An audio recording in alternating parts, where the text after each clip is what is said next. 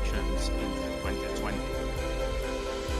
We hold sacred those promises, and notwithstanding the unnecessary distractions that sometimes come our way and the criticisms, many of which are unjustified, that are leveled against us, we remain focused on what we promised the people of this country. And we're committed to ensuring that we deliver on them. This party has a tradition of keeping its promises. When we put those down in a program before we contest elections, we believe they have to be fulfilled. If you contrast our promises with those made by the APNU, you will see that our promises are fulfilled. APNU had a disastrous period in government in the past, and then again in the 2015 to 2020 era, where most of the promises they made to the people of this country were not kept. And that is one of the reasons why they lost power. Not only were the promises not kept, but we had a period of retrogression in national development. And today, although it may not be visible to many one, because we have a very short memory in this country, our country moved backwards in those 5 years. And so when I see them leveling criticisms at the government, I'm surprised that they would do so with a clear conscience. Let's give our colleagues from the Kaichor News a chance to come in and settle.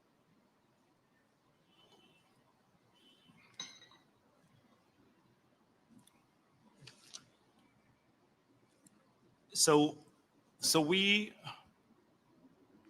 saw job losses on the APNU, massive loss of jobs.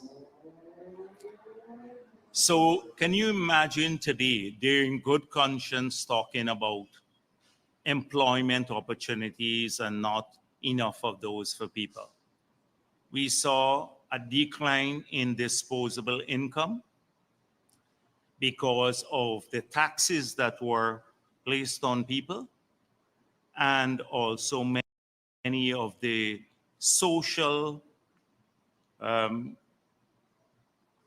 benefits that were there under the PPP, they were withdrawn. And so today we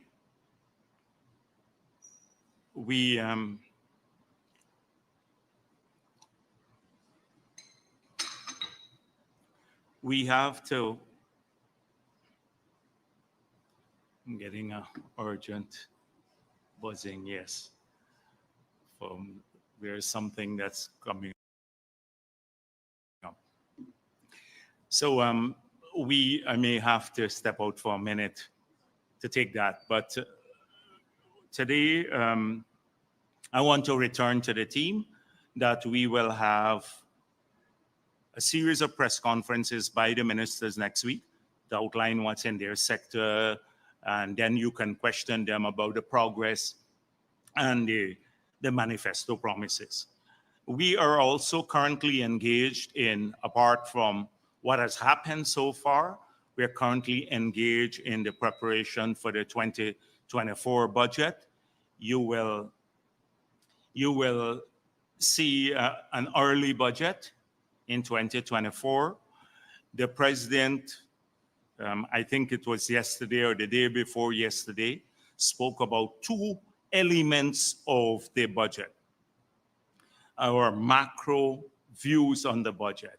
One about the continuation of the build out of the economic and social infrastructure of the country to enhance future growth and to bring greater comfort to our people. That is on health and education and all those other sectors, as well as the economic infrastructure of the country that will trigger future growth. And then he spoke about the enhancement of disposable income. Now, disposable income can come from several ways. It can be through increased salaries, reduction of taxes, more people being employed, and all of these measures would be catered for in the 2024 budget. So you can expand employment and get more disposable income at the gross level, that is national level, because more people are working. So those would be two key elements of the budget. They're macro elements, they're goal-related elements, and they're consistent with our manifesto. But they would find themselves reflected through a series of projects and policies and programs that will be enshrined in the budget. But you can look out for that goal. That is to keep our country safer, to keep it vibrant, to keep the social and economic investments going, to generate more jobs, to create more income for people through various means. These would all be part of the budget next year. And so we're busy working at these measures. Now, we have, last week has been a pretty, or the past week has been a pretty easy week in terms of media, in the sense that you have a few recurring issues that have come up. Nothing new in the media cycle. And so for a while now, I've not looked at headlines and their implications for the country. And today I want to do so a bit, because for those who may just come to Guyana or who are reading a newspaper for the first time, they may think these are new issues. Those of us who have been here in Guyana for a while and have been familiar with what's going on, they would recognize that they're just a rehash. So, Kiteshore News, I wanted today spend a bit of time on this newspaper.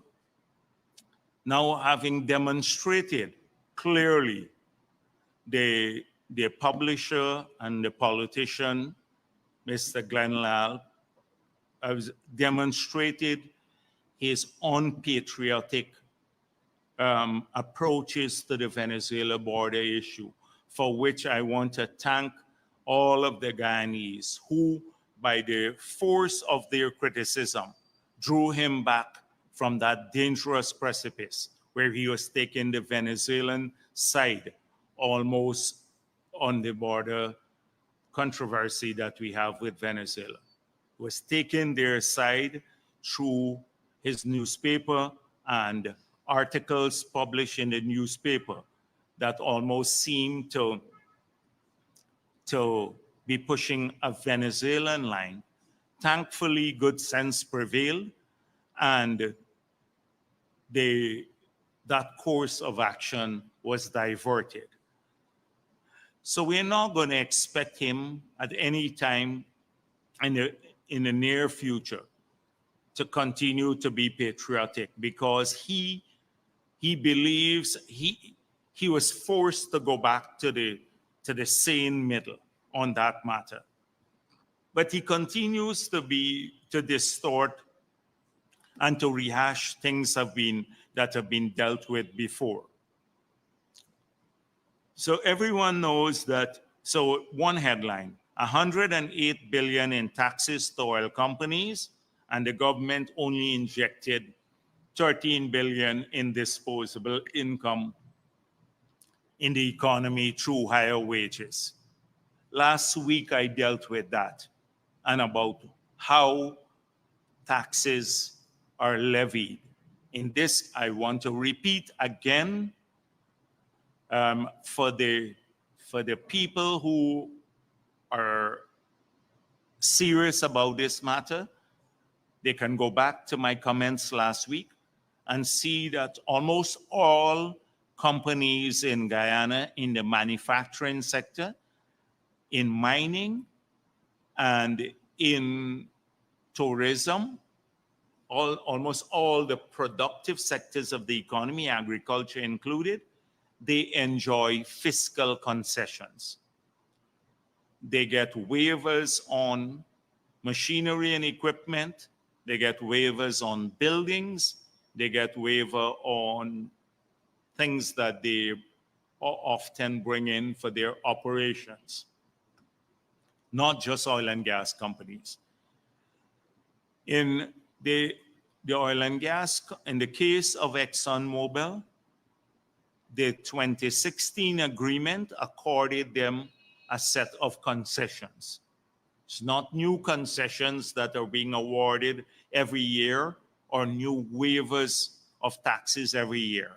But by virtue of that agreement, they got some concessions when they bring in equipment that or for example, other capital goods, and in some cases, even for the recurrent sector, they get waivers. And so this waiver here that you see in taxes is a consequence of the 2016 agreement. But I went through again about the same Kaichor News seeking to get the tax waivers for the printing press they are bringing in. Everyone does this if you talk about manufacturing. And the idea is if you don't give tax waivers, every country in the world does it, will you have the economic activity? Would you still have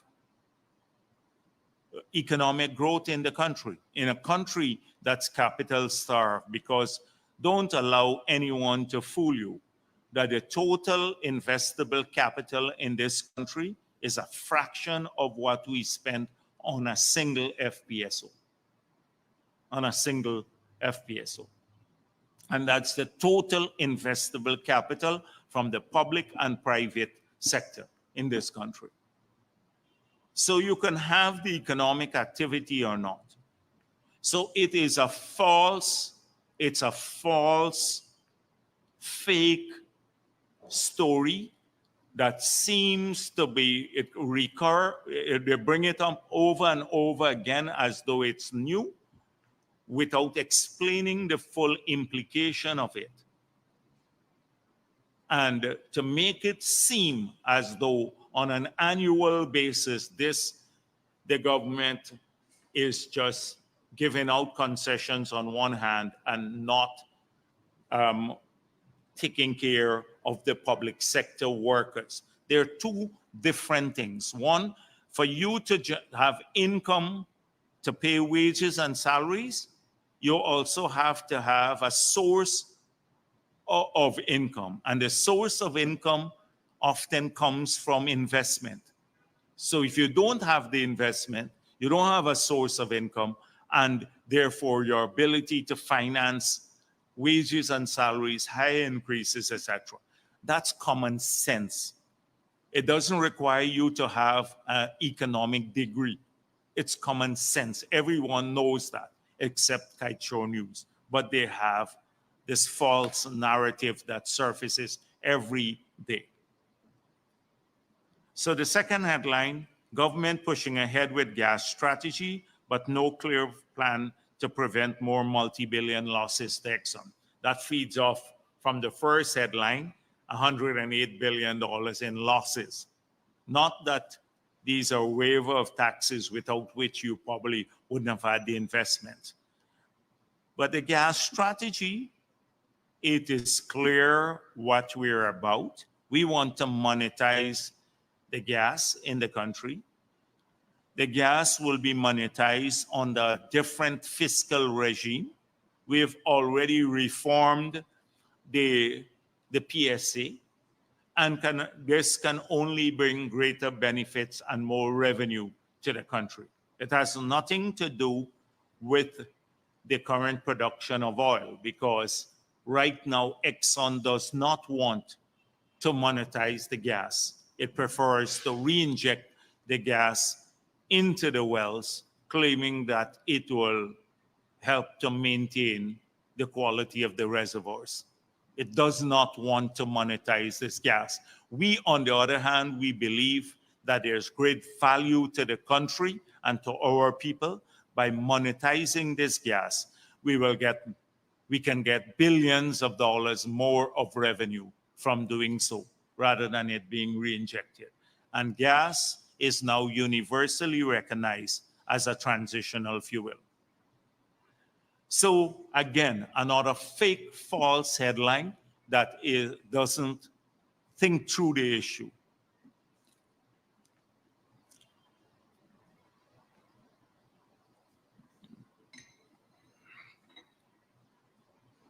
Oil-rich Guyana cannot afford more than 6.5 pay increase to public servants.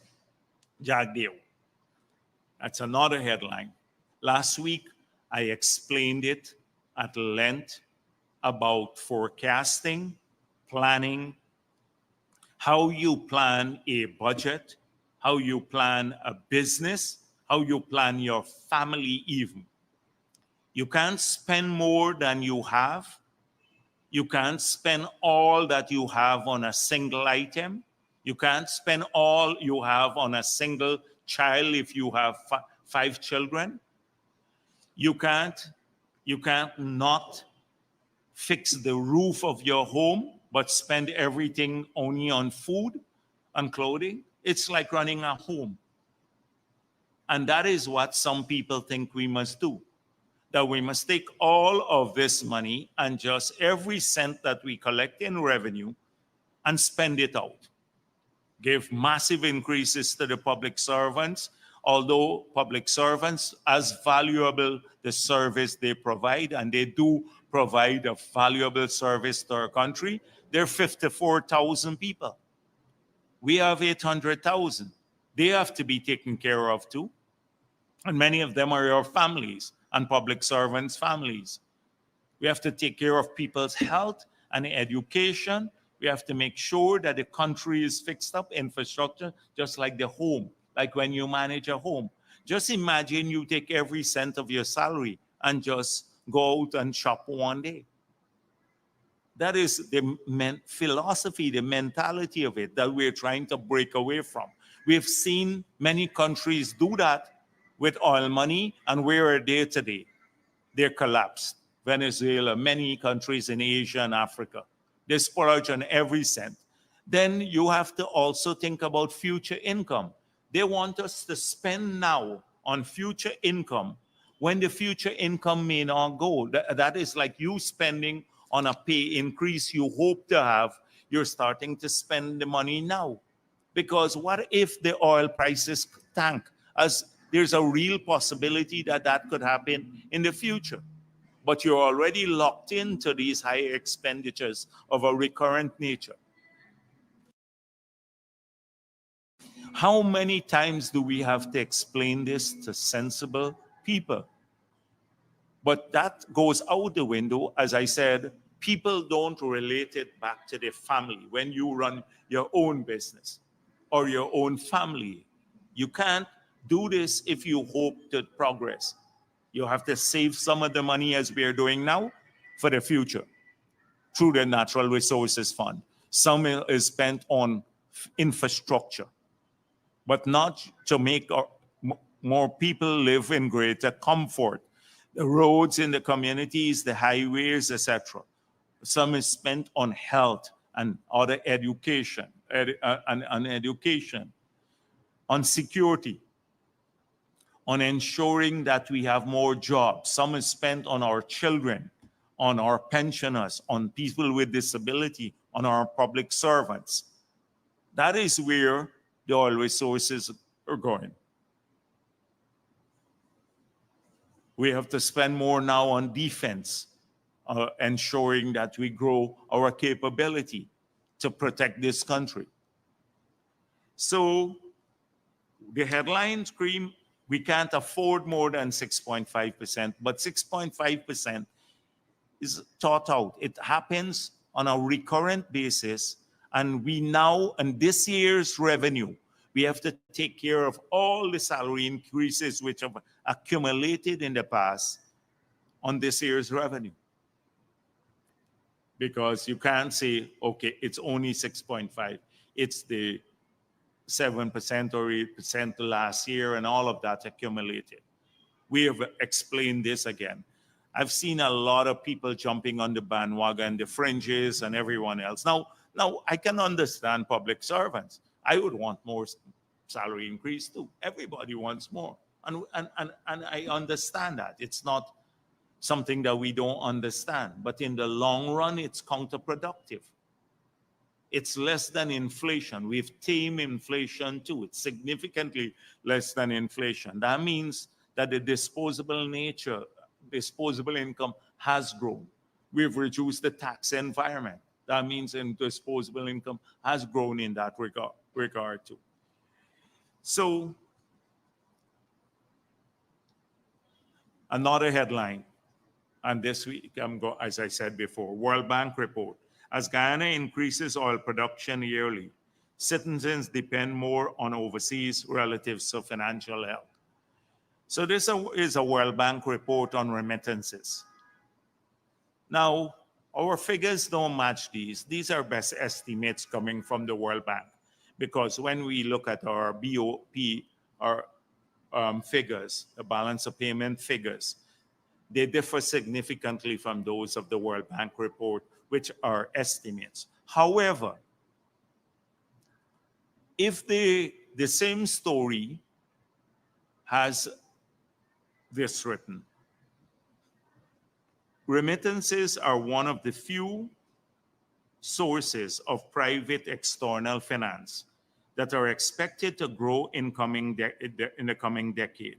This must be leveraged for private capital mobilization to support development finance, especially via diaspora bonds. This is the lead economist and the lead author of the report. Now, if somebody who wrote this story understood what this guy was saying, what he is effectively saying is that the remittances is a source of private external finance. So when the report says, Kaichornu's story that the World Bank report has shown from 2019 to 2023 that remittances have grown. It's not money for people to eat, like financial help to their families because of poverty. It is a source of external private finance, which the guy is speaking about here. That people now are seeing more business opportunities here. When they remit money to the country, they're not remitting it to their relatives to eat. They're remitting money often as an investment in the country. And we've seen a serious growth from our diaspora in investments in the country. In apartment buildings, I can tell you about 15 people who have come to me who are now building 5, 6 apartments for rental. They remit the money to the country for capital purposes, for investment purposes. They should be happy with this. This is seen, oh, look how we are an all-rich country now, and more remittances, so people are getting more, have to beg more for money to eat. That's the tenure of the story. They miss the whole point. And if they had only read their own story, you would have seen that the explanation is right there in their own story. But again, truth is not what the Kaichor News is looking for. And it's very dangerous when people are writing these things without understanding anything, without any regard to sensibility or even an in-depth thought. or even a shallow thought would have identified this. So another headline, people are still suffering although we have oil, red thread. And then they follow this with an editorial in the Kaichor News, Women Know. Now the red thread is a vile organization that surfaces only to excuse the PNC. It surfaces in the opposition. Everybody knows that they're partisan. But when have we claimed that people are still poverty ended because we started producing oil? That's our end goal. We've just started producing oil. So far, we have received $1.7 billion we've brought into the budget from the oil and gas sector. That's a fraction of the total budget. Since when did we claim that poverty has ended because we started producing oil? If these people had any sense to put that a headline like that or to issue a statement like that, all they had to do was to look at Venezuela. After producing oil for 100 years, they're poorer today than when probably at that time. They don't have food. Look at many countries. So oil and the production of oil is not the end of poverty. It's how you utilize the money. And many of these countries utilize the money in the same manner that Kaichor News and APNU and some others want us to do that. That's why they're poor today. They splurge. They never thought that you'd have peaks and troughs in the oil market. They never planned for the long-term non-oil growth in the economy. That is what we are trying to avoid. And this is why. So this is, again, another headline which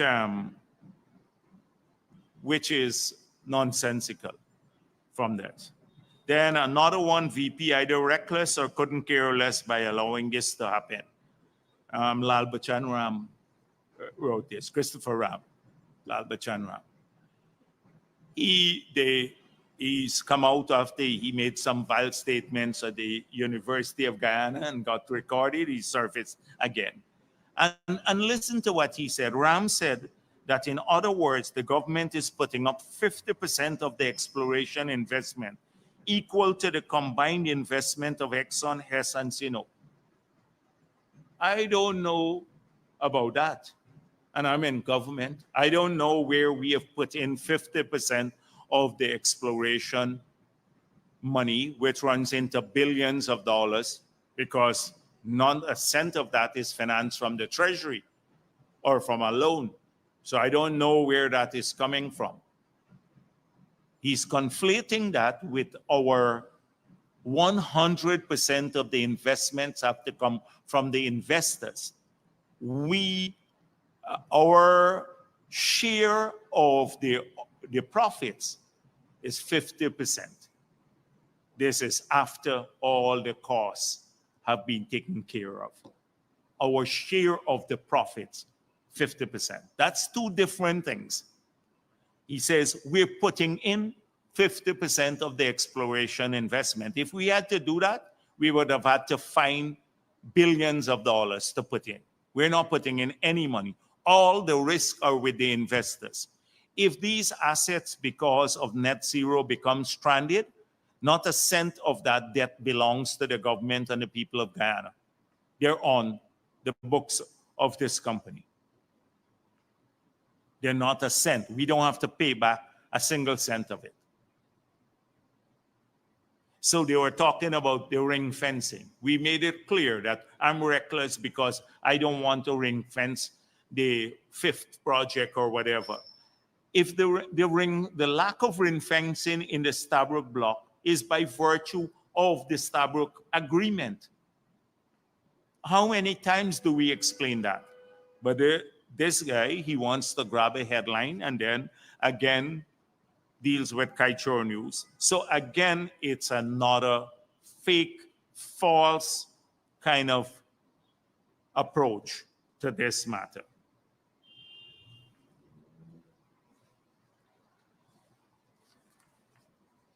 I should continue. So what they can't do through the headlines are done now through some other things like, well, the usual vile stuff. So the Jagdeo touch. This is peeping Tom now. So I've already, you know, my views on these peeping Toms and stuff, that they're the biggest cowards in the country.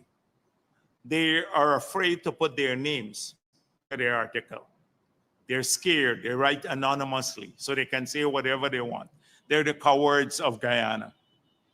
So they can, you know, say whatever they wish, and then nobody knows who they are. We know a few of them. So again, this peeping Tom talks about, oh, how resurrecting the PPP failed plan that President Ali has done this for food, energy, and climate security.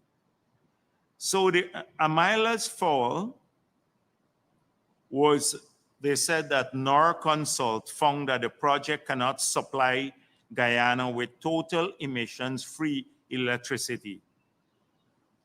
Now, everyone knows that the NOR Consult report came about after APNU blocked this project from taking place, and they were complicit in this with the Kaichor News. The Kaichor News used to run articles like there are $2 billion of debt when all there was a $750 million of contingent liability. That is meant that if GPL didn't pay for power, the government would have had to pay because we were buying power. But a zero debt on our books. Kaichor News, if you go back to that period, ran hundreds of articles literally, quoting Clive Thomas and everybody else that you would have $2 billion of debt. A lie. Lie number one.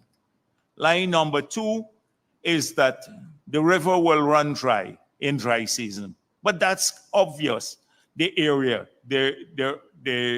that's why you build a reservoir. And this is a risk, a hydrology risk for hydropowers all around the world. And we pointed out that in the peak low season, you were going to get about 750,000 million gigawatt hours. And then in the peak seasons, you were going to get even much, 1.4, I think, 1,400.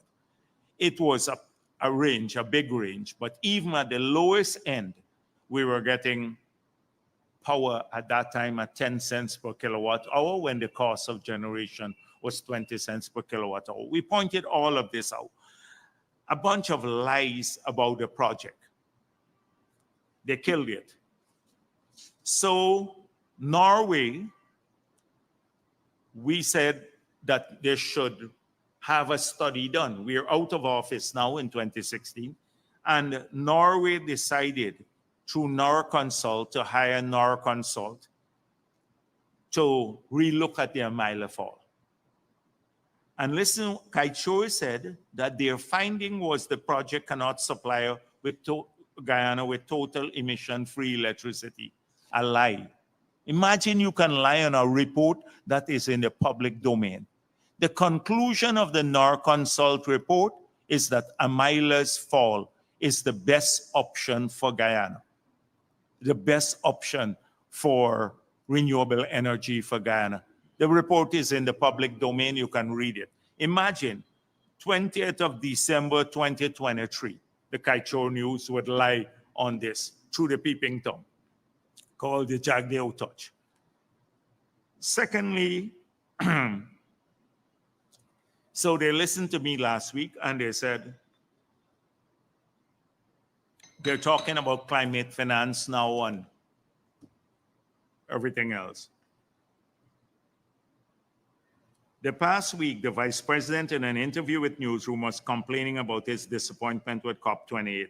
But this has become par for course with him. He would recall that Copenhagen, on which he was hedging a great deal of hopes, also ended up being a disappointment in his ambitions to garner billions in climate funds for Ghana. The fact of the matter is that we're the only country that signed up a deal before Copenhagen. So the outcome at Copenhagen didn't really affect us, although we argued for a positive outcome.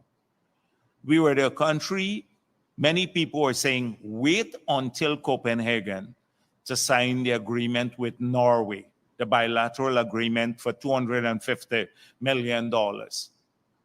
Based on our assessment, we knew that there was a potential risk that the market-based mechanism for forests will not proceed. We signed our agreement for $250 million.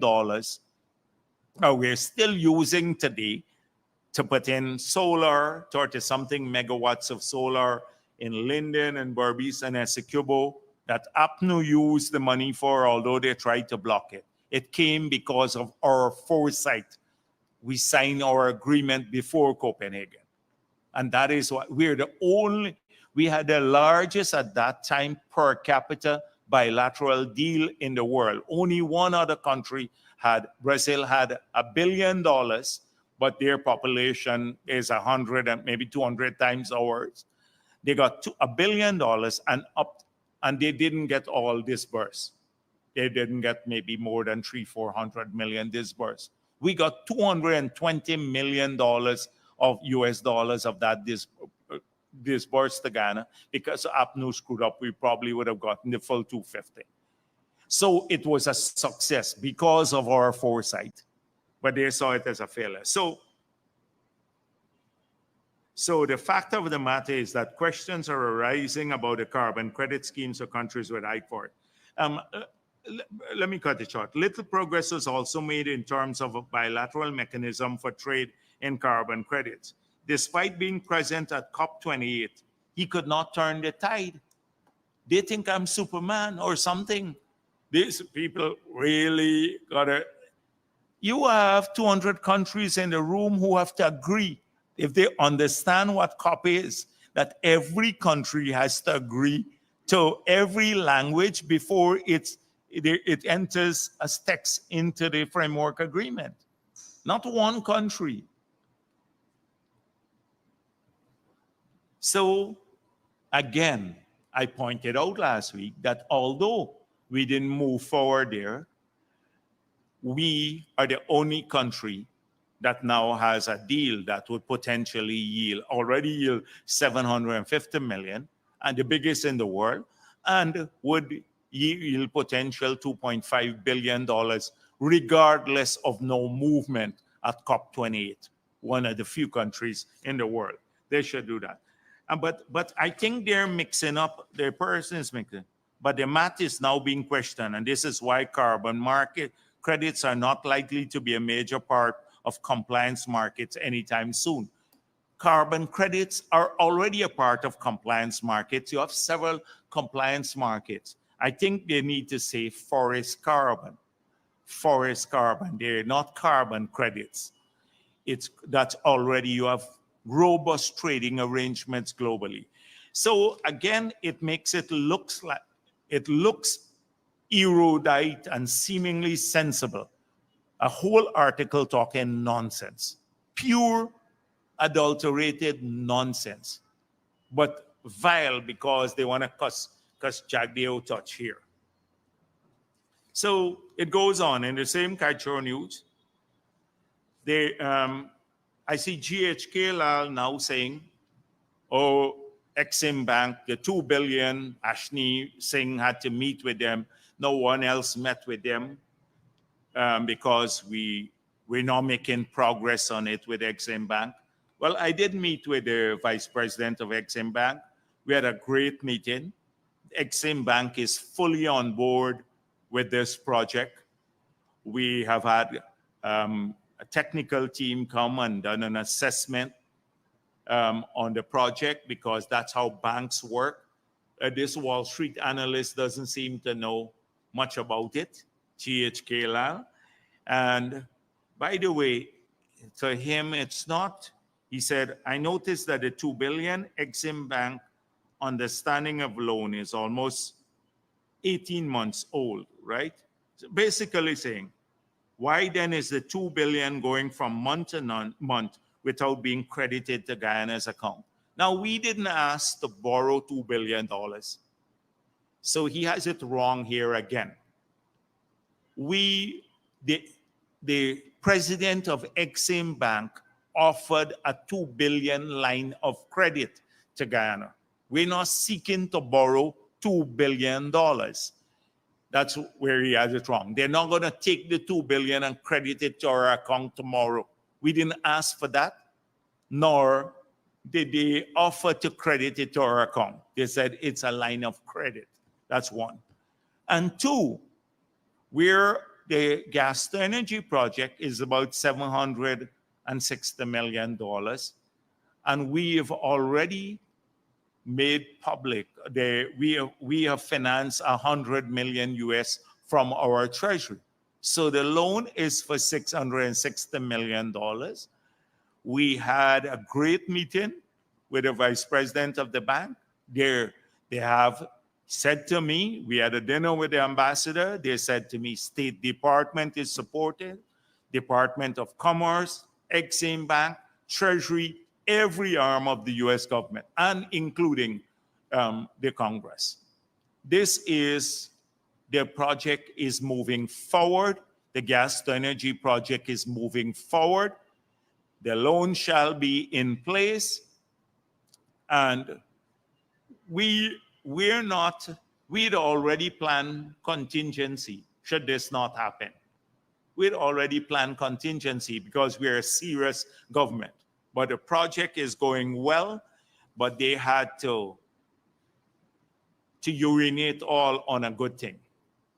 That's what Kaichor does on any good news for the country by speculation. I saw the same. I didn't the GHK Lal. I didn't deal with him too much a long time, and he looks at it. Travis Chase, the man who knows too much. Well, I think he is right about this. He claims that Travis Chase knows too much about the government. That is why somehow he knows what's happening with that this doesn't happen in a democracy, attempts to assassinate Travis Chase, etc. Now, I don't want to comment on that. What took place? The police are dealing with this matter. But I believe that Travis Chase knows a lot about him, too much about GHK Lal. Because if you go to the stories, just Google when they got the gold license, a gold export license. Travis Chase and the others, GHK Lal was the head of the gold board, and he defended it. And when questions were raised about Travis Chase's past and due diligence, he brushed it aside. So I believe Travis Chase knows a lot about this GHK Lal. He has more to worry about than the government of Guyana. Travis Chase could talk as much as he wishes. They're a free country. People know if Glenn Lal could cuss the government every day and prosper and get ads from the government and do well, Travis Chase doesn't come halfway to Glenn Lal's low standards. I've got to be careful about low life, but very low standards that he has established. It's just urinating all the time, these people on good ideas and raising conjecture and all of this. This is a major issue. So I'm not going to go on much except the last one on this here, because I can spend a week on these fake headlines in this Kaichor news. Nonsense, pure nonsense. We've had a whole year, another year of this. Another year of lies and fake headlines, all to promote the probably the president, the candidates, Glenn Lal, who has political ambition. So one thing that is worth dealing with, because we've had a lot of noise about what took place in St. Vincent and the Grenadines, and the subsequent statement by the Attorney General that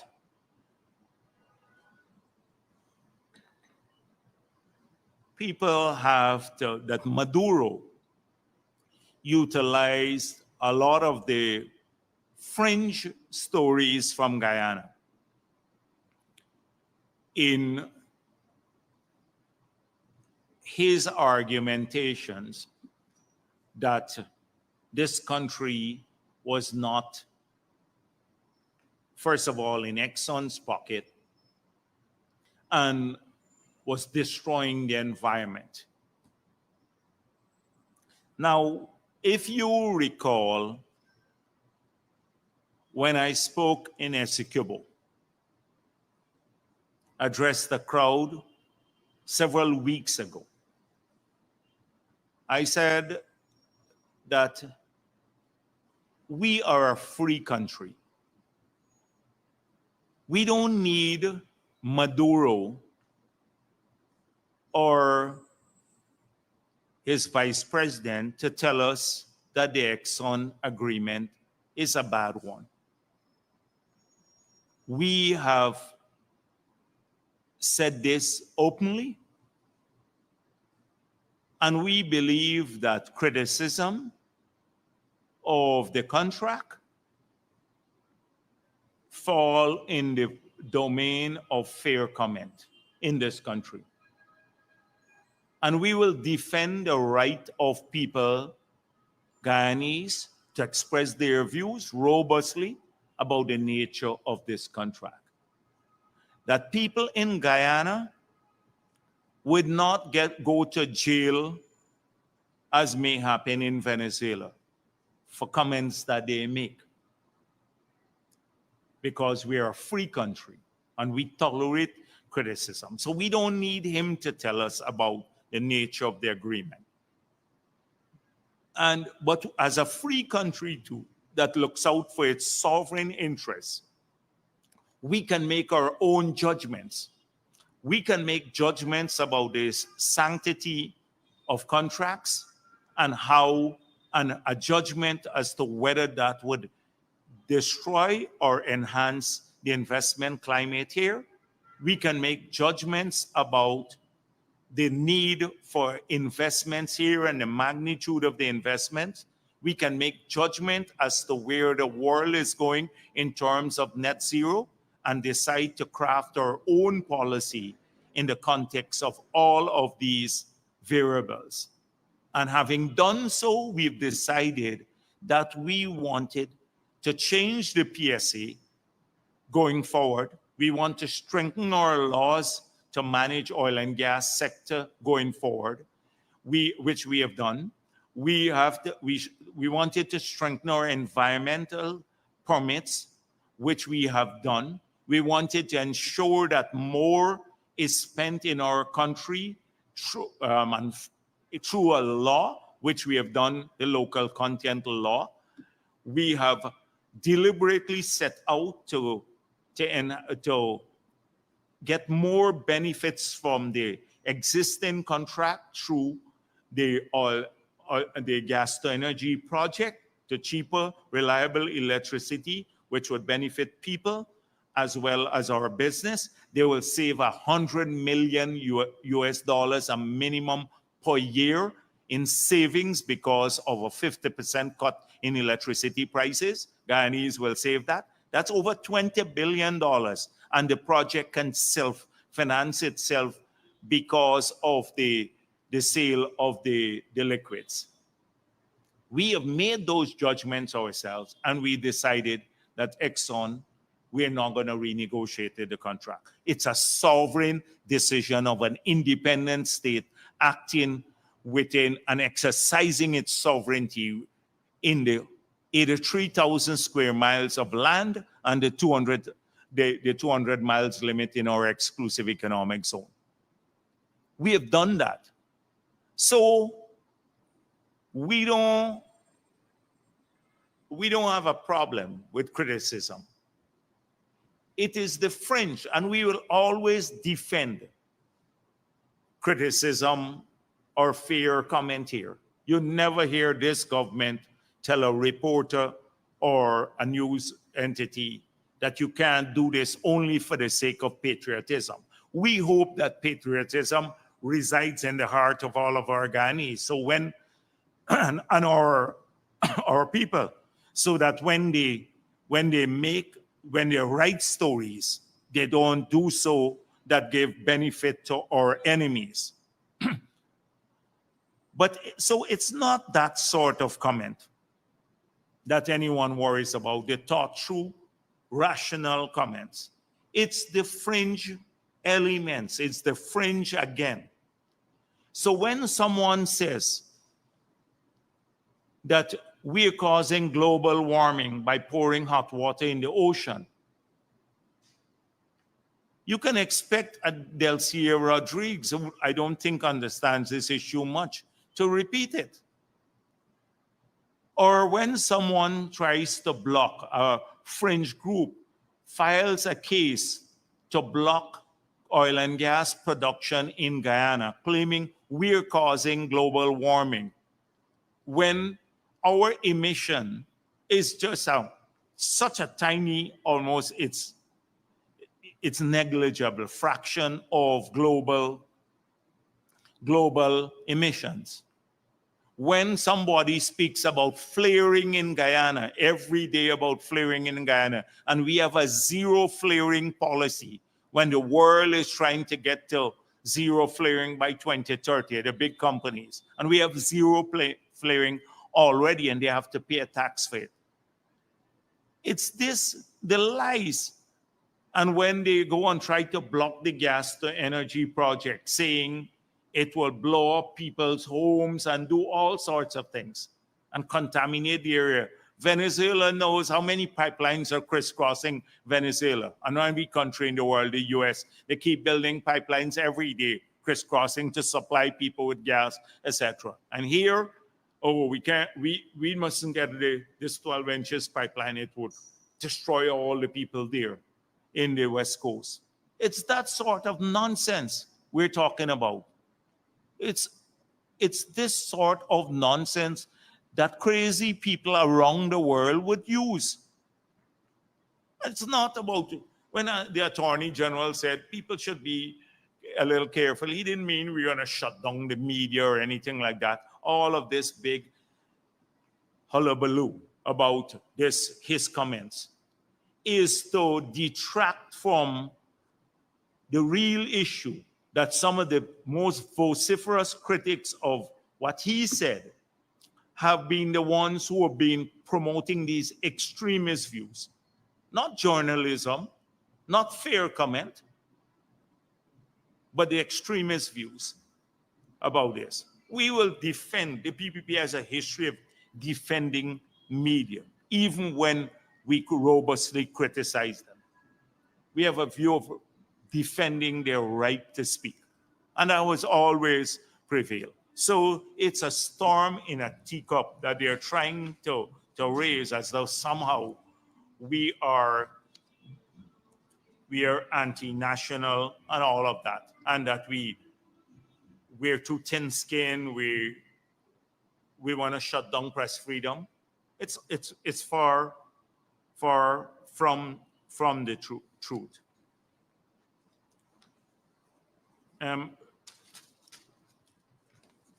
I see a couple of more issues. On the audit report for 2022, there are some stories circulating. And I spoke with the Minister of Finance, and he is assured that he is going to personally take action, corrective action, against any adverse finding. We see the audit report as a tool for management, and that's how we are approaching it. You recall the audit reports of the past that we are now considering, because in the 5 years of APNU, none were considered. You know, they didn't even touch the audit reports. They didn't make the light of day. So now we're saying we still have 700 million, nearly 600 and something million missing from the Durban Park project. Nothing done there. Millions missing from these funds that they were used to buy tickets for some shows, etc. A long list of things. We don't approach it this way. We will take corrective action. On NISIL, I see that report that the investor did an interview with the Stabroek News, and he complained about the float. Once the bid was out, as I said before, we left it to NISIL and their lawyers to deal with the negotiations at the technical level. Let me just say that we want the matter concluded, but the executive will not intervene unduly into a technical process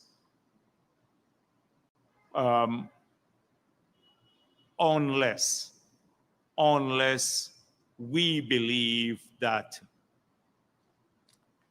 something is not being addressed to the satisfaction and the probity of, or to the satisfaction of the original bid. Now, let me make it clear that this company put in a bid. They have to remain faithful to the bid. And our negotiators have to ensure that this country's interests are protected in those negotiations. That the original concept of the bid is reflective in the signed agreements to conclude the sale. That's all I'm going to say at this point in time. NISIL will issue a press release. In the negotiations, we're bound by a confidentiality clause, but we're not rushing anything to satisfy, because there's no desperation for money from this deal. The asset remains 100% government. We went out to tender. We want the agreement concluded, but it must be concluded in a manner that would reflect public scrutiny and scrutiny by the audit office. That's all I want to say at this stage on that issue. I see my friend Rickford Burke finally being served with some summons to appear in court. Now, everyone knew in this country that when he started acting up, the PPP sent 2 gunmen to go after him in New York, that something was afoot. He didn't tell people that he was served. So I saw a lot of speculation about why. First, personally, I did not believe anything he said. He can't be believed. This is a guy prone to fantasy and making up stories. So I think he went outside the precinct, said he reported it to the FBI, and went outside the police precinct to take some pictures of the police car and stuff like that. A total liar, no credibility whatsoever. Then I saw speculations that he may not have paid for services rendered, and that was one of the reasons he got into trouble with individuals. And then it came to light that finally the police managed, with the help of a service agent in the US, to serve him with these summons. So now, then I realize why he's been getting like so frantic and doing 100 lives a day, etc. Because the trial can now proceed in absentia. If he doesn't come to Guyana to face trial. And these are serious matters. Extortion, I don't see how he can get out. From all that we know in the public domain, he was part of this plot to extort people, as well as many other issues for which he is charged. So I think it is the police force should be commended. And I hope that a lot of people who believe that they can seek to destroy our country, or social harmony, or spread discord here, or extort people for money in this country, that the arms of the law will eventually reach them. So it's a good thing for those who believe they're safely, established in another country, and every day spread the most vile things about our country and try to divide our people along ethnic lines or racial lines, etc., that they will someday face the music. And so Rick Furberg, expect him to go into overdrive. And by the way, from what I gather, they have video evidence of him being read the summons, so he's going to and running away after reading, being approached by the people. He ran and jumped in his vehicle, I'm told, and tried to run away from the people. But all of that will surface a little bit later. So finally, got caught up with. I'm going to end here. This week was, and once again, let me, before I come back, wish everyone a Merry Christmas. I'm sorry I had to, this week, I didn't touch the Kaichou news for a long time. There are lies and stuff like that, so I needed to tackle them this week. Yes, please. Dr. Jagdeo, the citizens of Guyana have recently found Glenn Lal, and by extension Kaichou News, and have been calling him to some extent a traitor. It has reached to the level where there has been a decrease in paper sales, suggesting that people dislike the unpatriotic attitude of Glenn Lal. The PPP and yourself have taken a stance and have stood up for press freedom, but continue to spend taxpayers' money on an entity or give it to an entity that creates mischief among Guyanese. How do you answer that? On the face of it, people would say, why do this? It doesn't make sense, because you're helping to finance a paper that is hell-bent on creating greater turmoil in our country, that often is unpatriotic, and that spreads lies. It's dedicated to spreading lies. That it's moved from being a newspaper to a propaganda arm of a political aspirant. So, on the face of it, it's a valid criticism.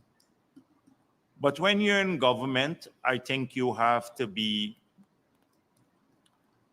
a bit more careful about these matters. They would play the victim. They would play the victim if anything, like you were to withdraw ads from the Kaichou News, which I don't believe we should. We should not withdraw ads. They they would play the victim, and then it's almost a judgment call, because I believe the best way of addressing this is by the citizens themselves.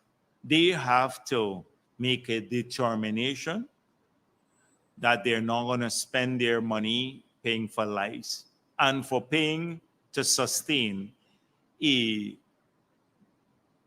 a political campaign sheet. And I was going to call it a fact sheet, but a non-fact sheet for a political aspirant. It's up to the citizens of this country. They have that ultimate choice. And really, when I listen to the analysis or look at the analysis, it's so shallow. I don't know. If I read a paper, I can in like 3 minutes, not 3 minutes, 30 seconds, tell you what all the stories would be just by looking at the headline. It's so predictable. You don't get anything new. It's all old stories rehashed, different angle, getting a Christopher Ram or somebody else, a GHK Lal to go and just say the same thing over and over again. I don't know if there's something like, if people like punishment, that's a place to go. I can imagine you going to hell and finding the Kaichor News there and the devil giving you that to read as punishment. That is how it is. That's punishment that will give you, say, here, you have to read this every day of your life. And that would be a tragedy. People probably want to face the fire and brimstone ahead of reading that. So, to end the story short, it's not by cutting ads. Dr. Jagdeo, there was a lot of tensity in this country before the agreement at Argyle. You have just spoken about capacity building in the defense area.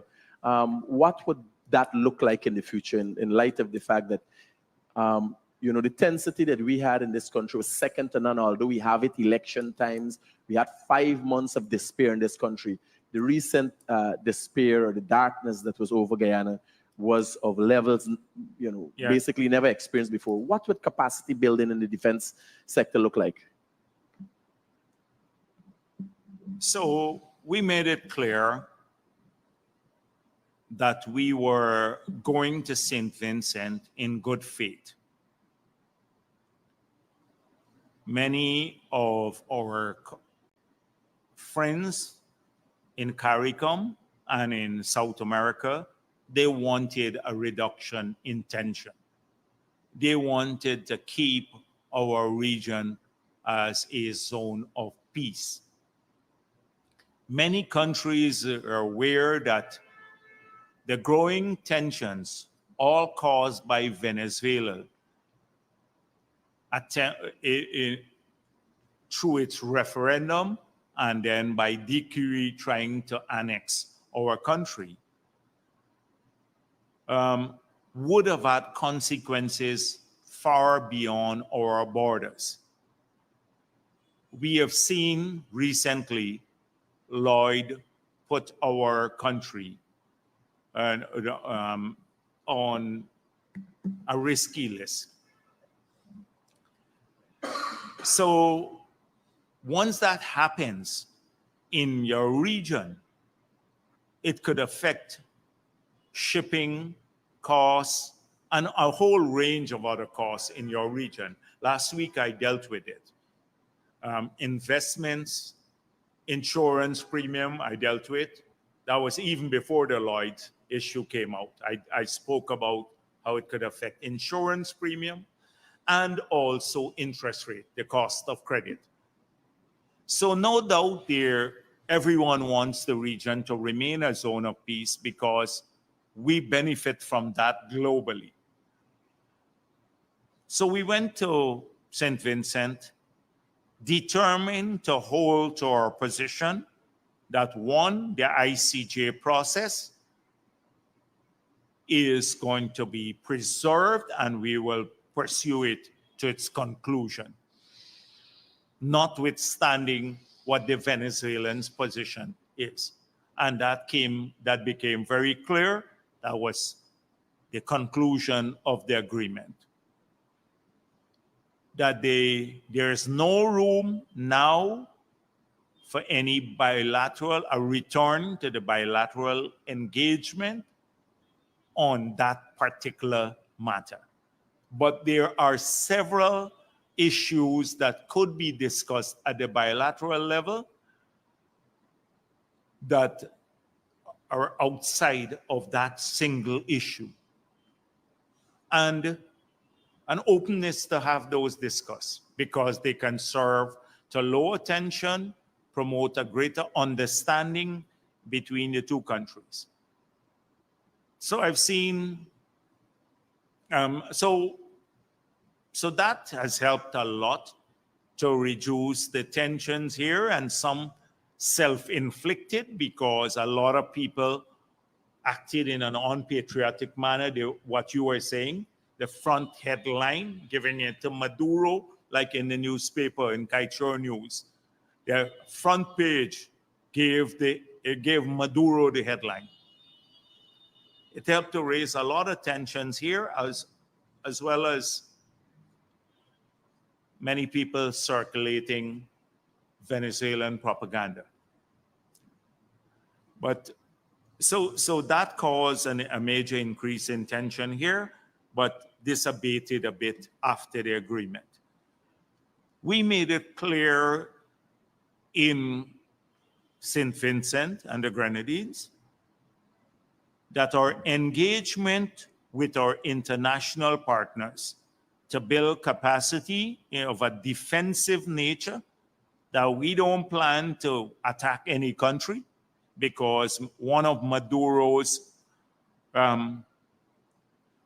points to the leaders of CARICOM that somehow we were planning to attack him. So we made it clear we are not planning to attack Venezuela or any other country for that matter, but we will continue to pursue defense cooperation with our allies purely in a defensive capacity to ensure that our country is capable with our partners of defending itself. So that will continue.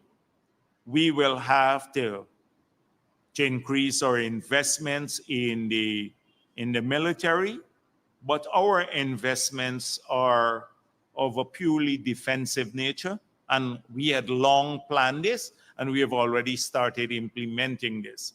Like the key issue when we found out that we were losing over $100 million per year in illegal fishing in our exclusive economic zone, we made commitments to make sure that we can purchase radar capability and other capability, as well as interceptor capability.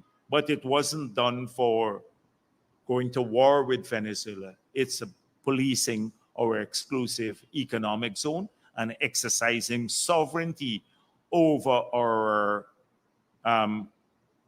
exclusive economic zone and the 83,000 square miles of our country. So that process will continue, but as I said before, it's not to attack Venezuela or anyone else. It's purely defensive, in a defensive capacity. So whilst we signed the agreement, we still have to ensure that we continue at this task. Dr. Jagdeo, a lot of times at these press conferences and when things are happening in this country, it seems that yourself and this government have a layback approach. Let me go back to Rickford Burke recently suggesting that PPP operatives armed stormed his house. You're just saying a member of the Guyana Police Force went to America. This is actually a statement from the Guyana Police Force, and hired an organization that deals with serving. Obviously, because America is being so advanced, they would record these things and so on. You're saying there's a recording. Why hasn't the Guyana Police Force come out to clear up these aspects? Why are they waiting for yourself and the PPP to be stained to an extent where the explanation, when it comes long after, it serves no purpose? Yeah, but people, it just goes to the credibility. Now, I'm in favor of full disclosure by the police and everyone else. However, these are there are legal implications to all of these issues. So no doubt, Rickford Burke, he's a coward. He's a pure coward, scared of coming to this country and facing accountability for all that he's been saying. He believes that he's safe in the US. He will try to distort what took place. At the appropriate time, I think it will be revealed to the court, and maybe even before, if the police chooses to do that, that he was properly served so that the trial could go ahead. Rickford Burke claimed that the PPP sent 2 gunmen after him. He's made 1 million of these claims. Every day, he says the most extreme things about the PPP. And only the people who are as crazy as he is would ever believe that. So nobody believes this one-man organization. By the way, he sued Gail Tisherin, the Attorney General, for saying that he has a one-man organization. Well, I would go forward and say it's a half-man organization he has. So he could sue me too, right, Rickford Burke? He wants to sue people from the US. Well, he could sue me too. But this guy is a conman. He's a conman, and he will try to steer people away. Like nobody believes him now because he didn't tell them he was served. He didn't tell them he was served there. And when the police revealed that, then they realized why he was so shrill and had all these antics the whole week. Why he was running mad and running outside and taking pictures of police car and posting them. Scared. Yeah. Good afternoon, Trina Williams, Ghana Chronicle. I know that you mentioned a lot of focus is being placed on fulfilling promises. With that being said, could you give us an update on the part-time job initiative? And if you can you say how many persons were hired this year? I don't know this year, but now the total should be around 15,000 persons. The total should be that around that. We a lot of people left and a few were rehired because a lot of people were studying through the Gold Scholarship Program. They had a part-time job. They were studying. When they finished their degree, they moved on. Many of them found jobs. A lot of people found jobs, permanent jobs, and moved off. So it's been, we've had some people leaving and a few others that came on. So that's the purpose basically of it, to give people like a stepping stone to a more permanent type of job. So it's about 15,000 people.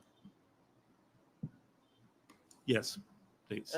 Dr. Jagdeo, Shervin with Kaichor. Just for some clarity on what you said about the Christopher Ram article, if ExxonMobil is recovering billions of dollars from a producing oil project to explore and develop other projects, shouldn't Guyana be considered as investors too? For some clarity on what you said about the Christopher Ram article earlier on. If ExxonMobil is recovering billions of dollars from producing oil project to explore and develop other projects, shouldn't Guyana be considered as investors too? The thing is that, so if you, I don't see a head in government. I don't see a single head where it says that the government is taking a loan to invest in any of these activities or anything else, right? So that's it. That's how I approach it. I don't see a single head. If Christopher Ram could point this out, where we're financing this from, this investment in the oil and gas production, then he's free to do that. Okay. The reason why I'm asking this question, just for a little bit more clarity, if I understand, you may correct me if I'm wrong. If I understand ring fencing correctly, had But ring the fencing key- meaning, listen, the thing is that if the agreement, we keep going back to this ring fencing by projects. The Stabroek Block Agreement covers all of the projects that are developed through this agreement. So that is the key issue that they can't get through their heads. So that is the thing. You have a choice to now, one, stop future projects, which I dealt with already. The consequences of doing that is that you can't expand production in this period when you need to do so as swiftly as possible.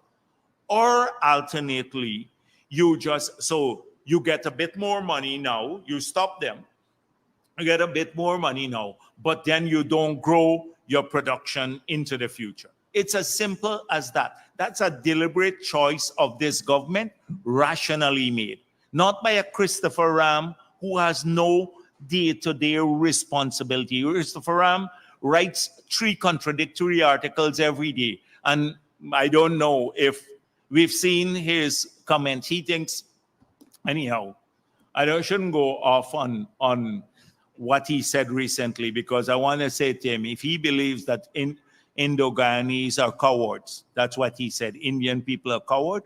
I'm Indo-Guyanese, I'm not coward. He might be, because I heard him said that. He sounds like a Mansa Walton.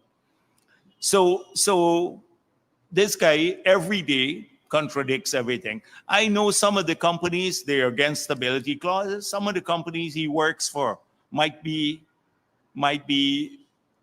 engaged, might have some bad agreements too, might have some really bad agreements with the government. I don't see him advocating any change there. I'm not wasting my time behind him. I thought he was more sensible until I heard this guy ranting, showing off in front of students, because he has nobody there to challenge him. And he's a coward that to do it in front of the children there, because he had a captive audience and the kids there were scared that he would probably give them bad grades if they challenge him.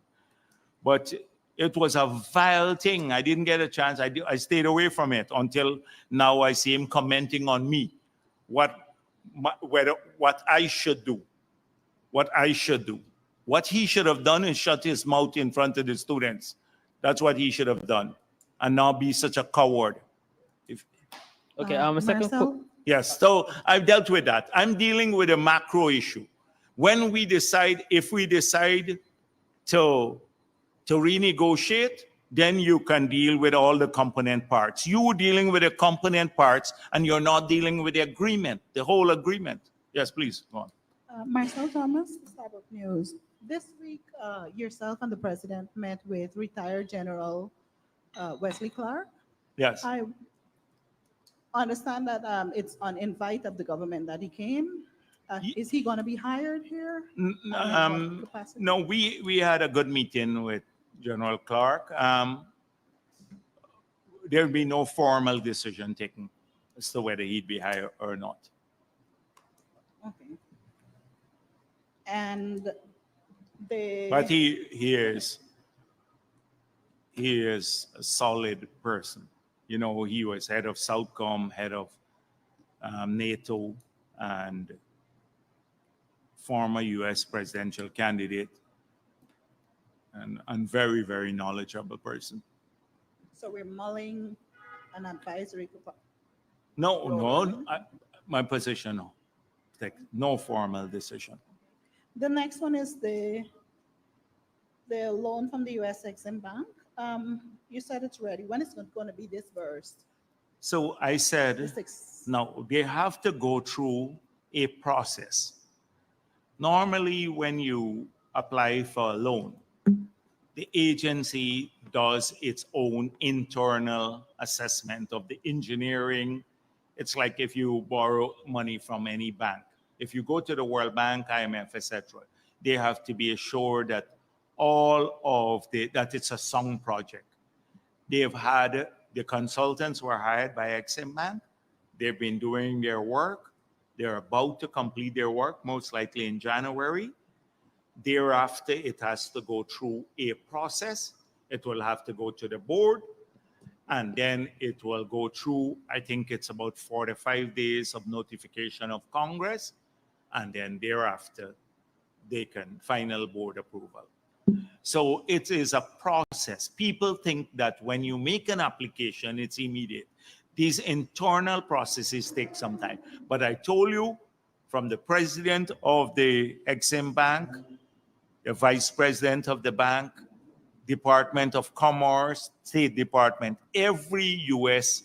agency, including on a bipartisan basis, members from both sides of Congress, have assured us that this project is a great project. It will receive their full support. So it's just that you have to go through the technical process. It hasn't been formally approved. No, but it's on the way. It is, for you to get to formal approval, you have to follow a process. You have to follow a process, because the headline, you're looking for a headline, it has not been formally approved. It hasn't even gone to the board. How would it be formally approved? I'm looking for a headline. Why you tell me what I'm looking for? I'm looking Right, for so that's it. I don't want you to put has not been formally No, approved. I just want to know that It you is- had the assurance that it would be The assurance, approved. yes, the assurance. Okay. We have seen a trend, Dr. Jagdeo, in the mining sector where companies come to Guyana, they receive large mining concessions, and then they flip those concessions, sell it to somebody else, and then walk away. Another company is heading down the same path. Recently, we see a Canadian company sell part of its stake to an American company. How does Guyana benefit from these transactions? Are we getting any benefit when they flip these concessions? So unless Kaichor News is rewriting the manual for global finance and global economics, if you look at the US, every day you have mergers and acquisitions. If you just go to Bloomberg, just turn on Bloomberg and look at it, 100 companies per day. This is a constant thing. It's a world of business. That's how you work in that world. We are not a Stone Age country now. So when people invest in proving reserves, a lot of people are ultimately not the investors. They may acquire the concessions. They have what is a standard agreement with the government of Guyana. They invest in proving the reserves. Then they may list the company in an exchange abroad in Canada or the US, or work through a bilateral arrangement, and then have other companies buy in to that. The original investors, the ones who come in at the beginning, who have gone through the entire process, securing the agreement, etc., they make some money, because the project has moved from a barren piece of land now with 50 million US spent on saying they have 1 million ounces of gold now, proving the reserves, doing boreholes, establishing that. So now they may sell it.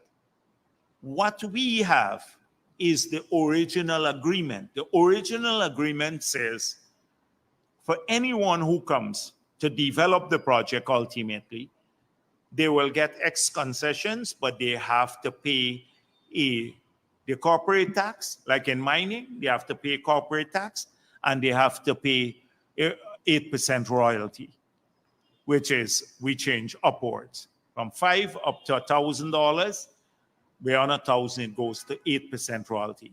So whoever develops the project have to still give the government of Guyana, pay their taxes to the government of Guyana, and pay the royalty from which we get our revenue.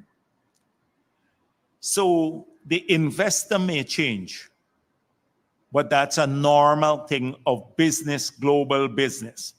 Look at Hess. Hess and Chevron. They're now facing an FTC probe, but they has sold out the company to Chevron, because part shares and part cash, and Hess sits on the board now. So this happens routinely. Kaichor News counts everybody money. Glenlal doesn't count the things that he does. They count everybody money in the country. Who making money here, who not making money, etc. So why didn't anybody, local person, can apply for the mining blocks too? The majority of the mining lands now in Guyana are owned by local companies. They have the option of developing a project like that too and taking it to the final production. They have that. The majority of the lands are owned by local companies. So go ahead. Okay, just to touch on, you mentioned that you were grateful that citizens reprimanded. Well, the discussion was over that some of Kaichor News' article on the oil sector is being used by Maduro, right? But while you No. But I don't have a problem if you write about the oil sector. Even if it's a lie, you got a right to write it. I'll say that publicly. You got a right to write it. People don't have a right. They shouldn't read it. They shouldn't read it. People have choices. A free country. I'm not going to tell you to beg Kaichor News to stop writing lies. But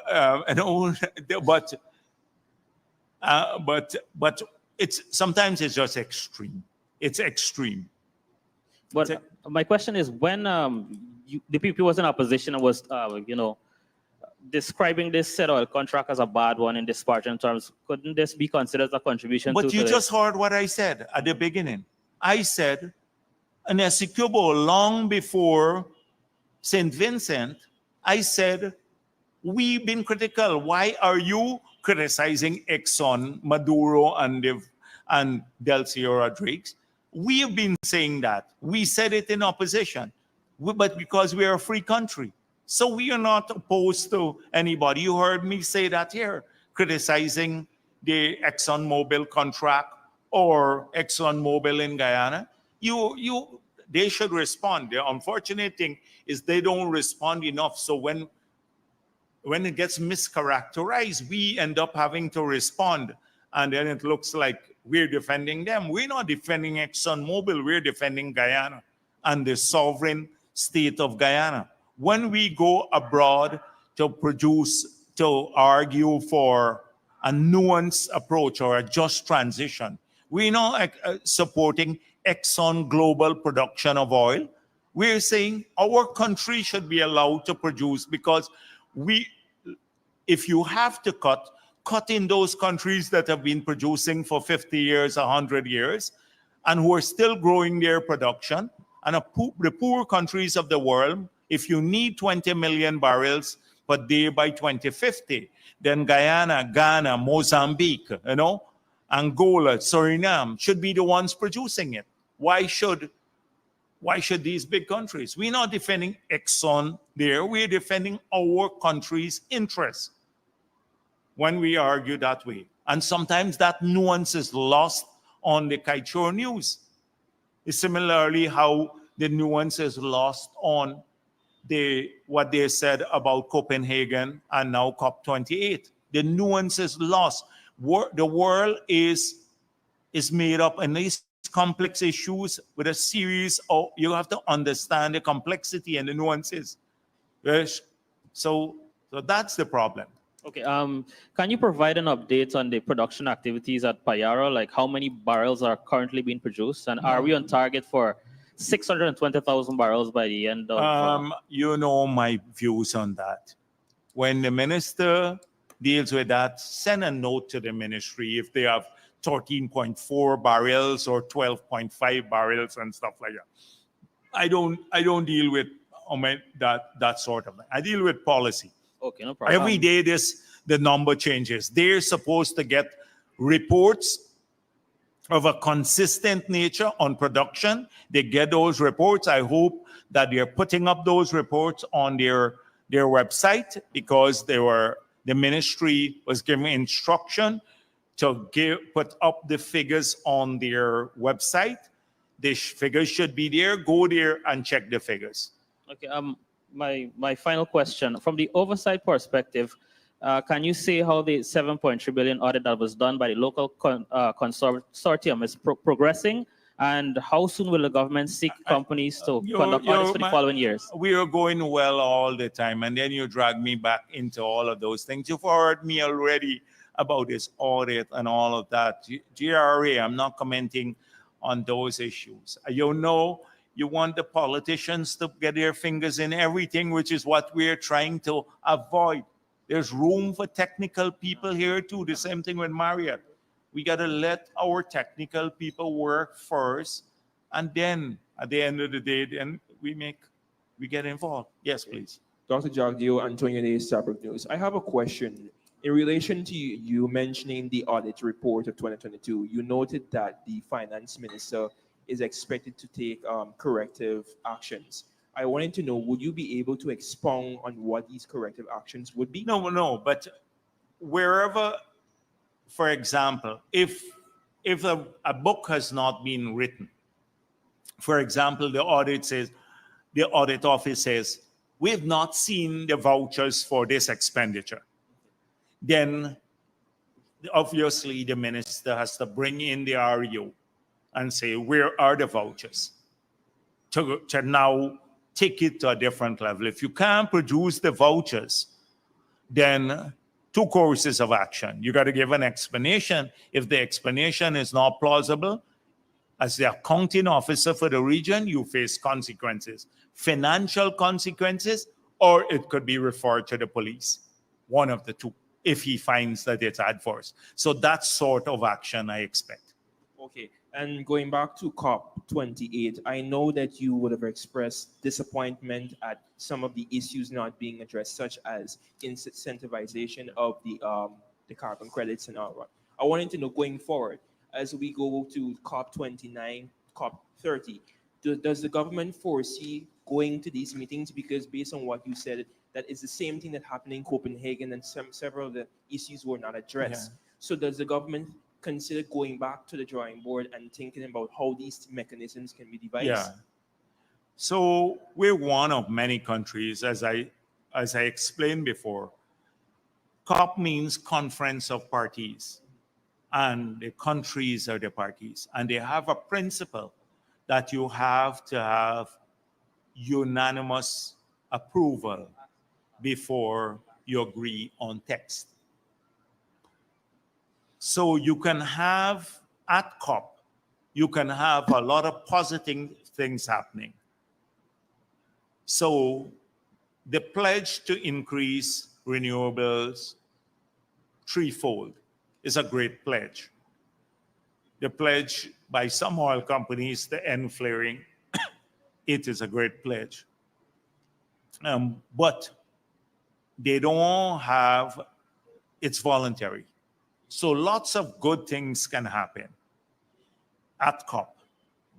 But the agreement has been moving forward fairly slowly and in increments. You can't give up on it. So the last agreement now, they never had any language on fossil fuel. There was a big expectation that there would be, or a lot of people are calling for phasing down or phasing out fossil fuel. That didn't happen. The agreement they had was to seek to transition from fossil fuel. Weak language, but it mentioned fossil fuel for the first time. Some countries saw that as great progress. First time fossil fuel has been mentioned. Others see it as, well, it's kicking the ball down the road because it's voluntary up to now. So you have to be at these places. You have to constantly work with like-minded groups to look out for the global interest, but also your national interest.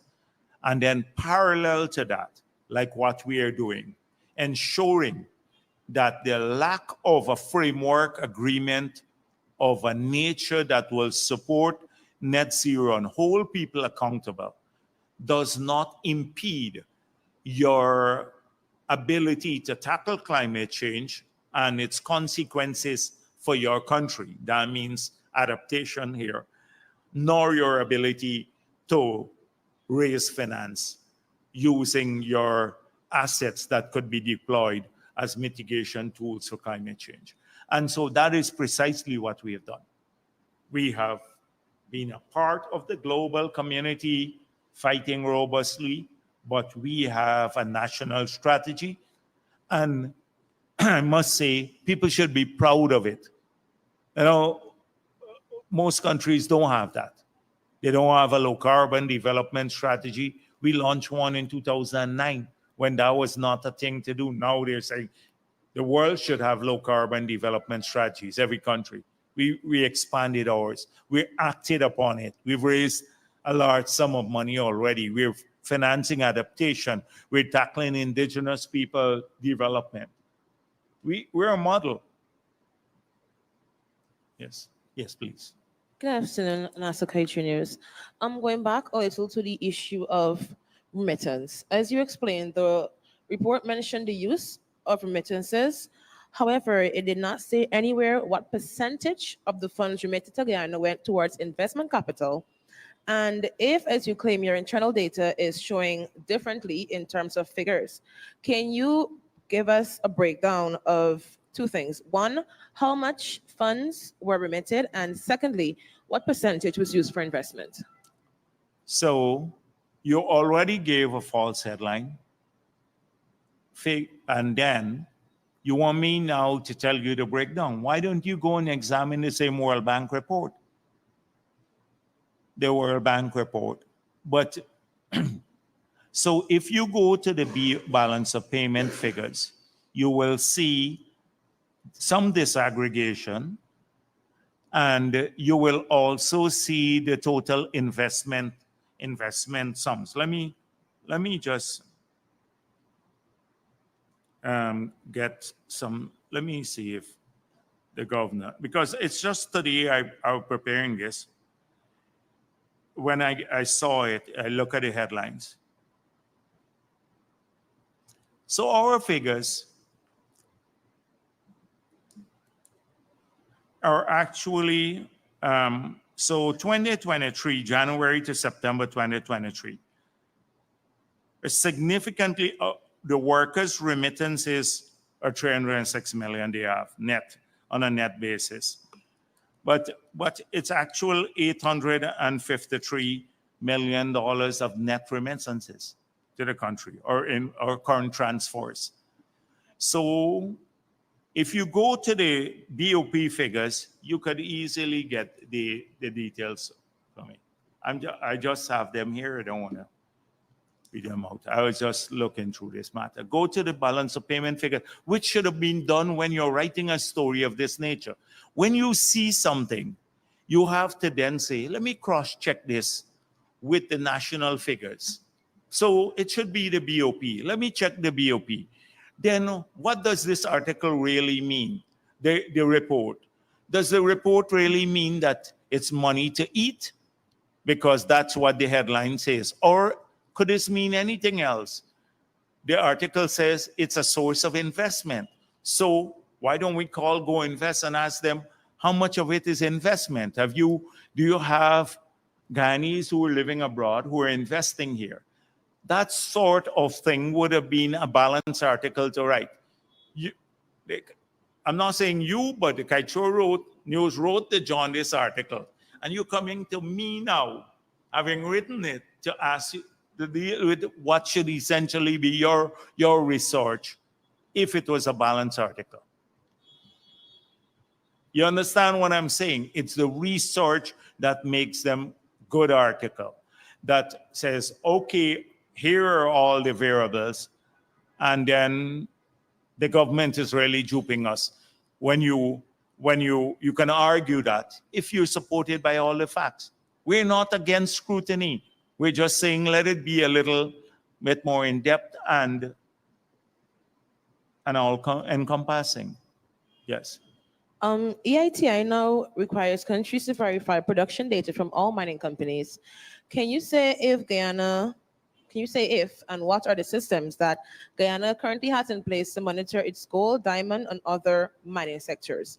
And if there aren't any that are stringent, quote unquote, can you say how fast we can have those implemented? Yeah, so we've had a positive report. This thing would be incremental. It goes in increments. And so our system is much more transparent than the other systems. Many countries that are part of EITI, we have had a fairly decent tracking system for the gold because we have licensed a few dealers. Do we have leakages? There is a current investigation ongoing as to whether we have leakages because people can dupe even the system. So I wouldn't say anything adverse about the Extractive Industry Transparency Initiative. After the issue of not having the report done on time, there have been a lot of improvement in the working relationship between the government and the EITI. And I'm looking forward to us strengthening the systems all the time. Thank you. Thank you. Thank you. Okay. Thank you.